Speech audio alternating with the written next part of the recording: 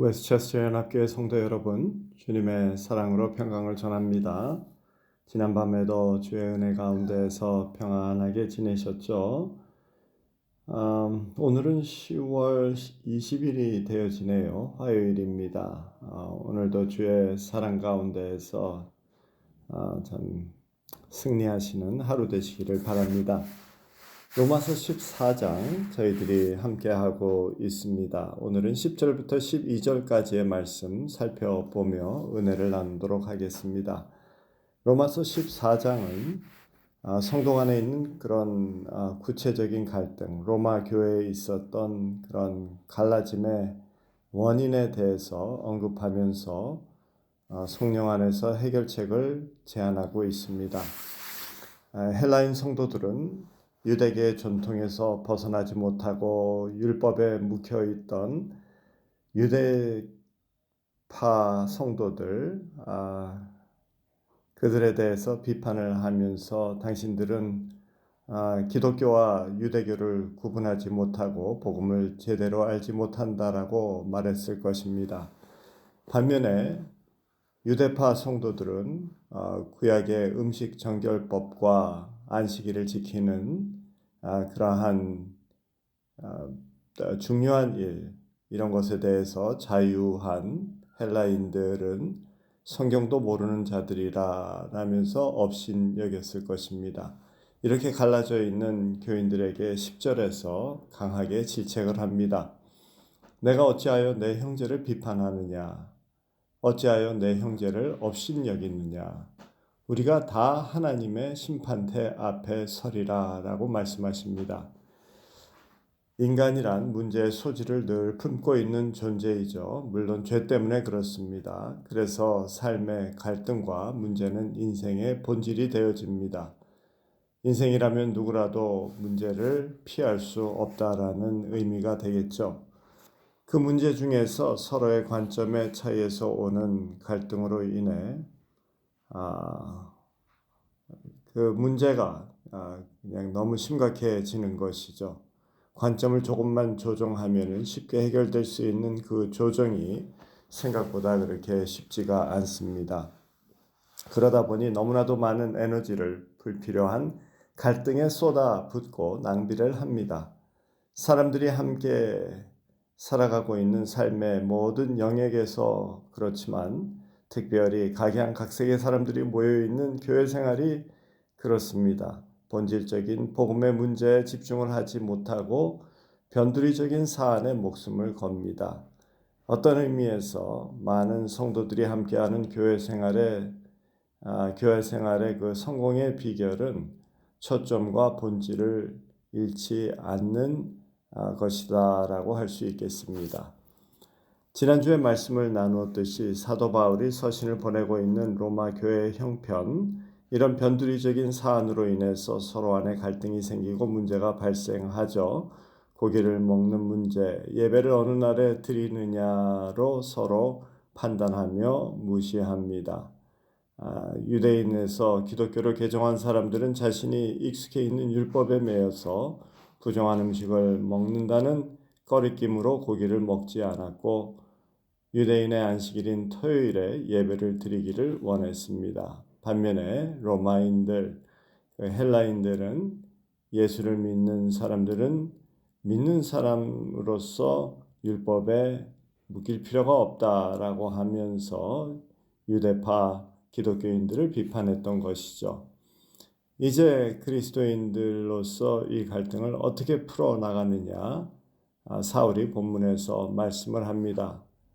신앙의 초점이 하나님께 향하라라는 말씀입니다. 특별히 심판대로 향하라라고 말씀합니다. 자꾸 다른 사람과 비교하면 결국 비판하는 쪽으로 가게 됩니다. 그 안에는 영적인 허영, 즉 내가 너보다 신앙이 더 좋다라는 교만과 너는 틀리고 나는 맞다라는 그런 판단이 생깁니다. 교만과 판단은 교회를 반드시 갈라놓게 되죠.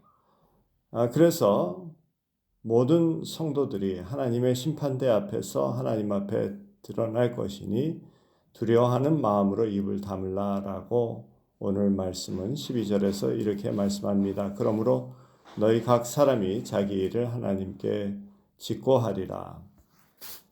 고린도 교회 안에서도 그런 일들이 있었죠. 다른 사람이 하지 않는 영적 은사, 방언과 같은 것이 나에게 있으면은 그것을 나의 자랑과 무기로 삼아서 다른 사람의 길을 죽이고 잘난 척 했습니다.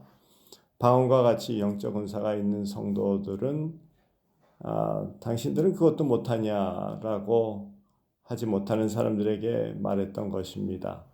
방언 기도를 많이 하면 그 기도하는 것으로 그리스도를 더 닮아가고 하나님께 친밀함으로 나가야 되고 신앙생활이 더 깊어져야 되며 그것을 통하여서 교회를 섬겨야 되는데 자기와 같지 않은 사람, 틀리다라고 하면서 잘못됐다라고 하면서 영적으로 덜 된 신앙인으로 치부하면서 무시하고 판단했던 것입니다. 그렇게 업신여기며 판단하면서 교회의 본질을 잃게 되어져 버린 것이죠. 로마 교회도 같은 경우였습니다. 그런 교회에게 사도 바울은 하나님 앞에 서리라라고 엄중히 경고합니다. 그 심판대 앞에 섰을 때 각자 살았던 삶으로 하나님 앞에 설 것이다라는 엄정한 사실을 마음에 두고 서로 대하라라고 11절에서 말씀을 합니다. 이 11절은 이사야서 45장에 있는 말씀을 인용한 것이죠. 기록하였으되 주께서 이르시되 내가 살았노라 모든 무릎이 내게 꿇을 것이요 모든 혀가 하나님께 자백하리라 하였느니라. 하나님 앞에 모든 혀가 자백하게 되어진다라고 말씀합니다. 심판 앞에 설 때 바로 그 혀의 자백, 말로써 심판을 받게 된다라고 예수님께서 마태복음 12장 36절부터 37절까지 이렇게 말씀하시죠. 내가 너에게 이르노니 사람이 무슨 무익한 말을 하든지 심판날에 이에 대하여 신문을 받으리니 내 말로 의롭다 함을 받고 내 말로 정죄함을 받으리라. 우리가 세상을 살면서 한 말이 심판대 앞에서 그 저울질을 당하게 되어질 것이다 라고 말씀하시죠. 우리가 하나님 앞에 설 때 우리가 한 말에 대한 책임이 물어진다라는 말씀입니다. 우리가 한 말로 의롭다 또는 정죄를 받아야 된다라는 이런 말씀을 하시네요. 예수님께서 말은 그냥 말이 아니라고 하시죠. 우리 안에 들어있는 것이 드러나는 것이 말이라고 합니다. 예수님께서 바리새인들을 마태복음 12장 34절에서 이렇게 책망하시죠. 독사의 자식들아 너희는 악하니 어떻게 선한 말을 할 수 있느냐. 이는 마음에 가득한 것을 입으로 말함이라. 말은 말에 대한 문제가 아니라 그 사람의 속 사람에 관한 문제가 되는 것입니다. 그래서 하나님께서는 심판날에 다루시는 것 중에 그 하나가 우리의 말이라고 하시죠. 말씀을 정리하도록 하겠습니다.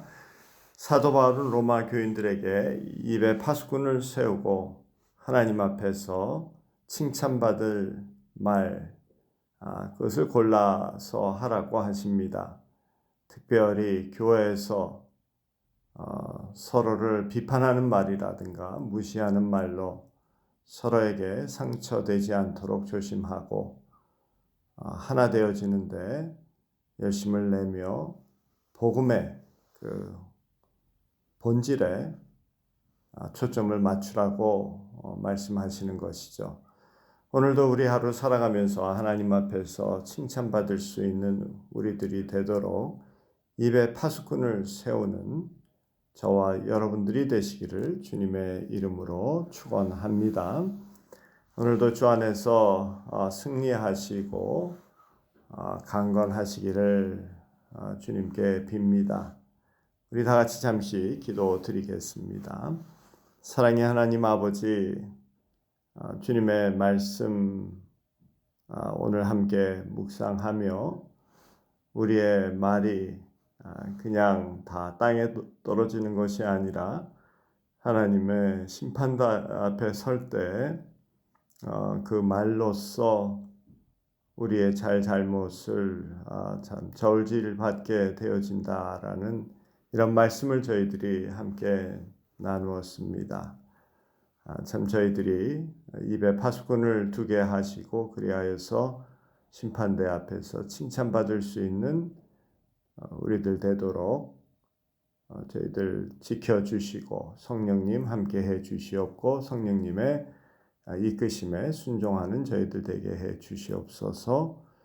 오늘도 우리 성도님들 은혜 가운데에서 지켜주시옵고 함께해 주시옵기를 바라옵고 간구하며 또 주님께 올려드리며 의탁하옵나이다.